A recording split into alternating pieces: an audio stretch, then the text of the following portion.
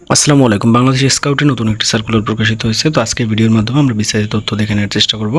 সকল চাকরির আপডেট সবার আগে পেতে অবশ্যই ইউটিউব চ্যানেলটি সাবস্ক্রাইব করে পাশে থাকুন। বাংলাদেশ স্কাউট ঢাকা অঞ্চল, এখানে মূলত যে সকল পদে নিয়োগ করা হবে, যেমন সহকারী হিসাব রক্ষক ১৬তম গ্রেডে বেতন দেওয়া হবে।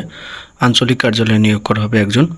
তো এর ক্ষেত্রে এইচএসসি পাস হতে হবে এবং অবশ্যই আপনাদের কম্পিউটারের দক্ষতা থাকতে হবে এবং সংশ্লিষ্ট কাজে ৩ বছর অভিজ্ঞতা থাকতে হবে। এরপর হচ্ছে নিরাপত্তা কর্মী নিয়োগ করা হবে একজন। এটার ক্ষেত্রে ২০তম গ্রেডে বেতন দেওয়া হবে। আঞ্চলিক কার্যালয়, এটার ক্ষেত্রে এসএসসি পাস এবং সুস্বাস্থ্যের অধিকারী হতে হবে। এরপর হচ্ছে পরিচ্ছন্নতা কর্মী কাম মালিক। তো এটার ক্ষেত্রে বেতন দেওয়া হবে সর্বসাকুল্যে, পদসংখ্যা হবে একটি।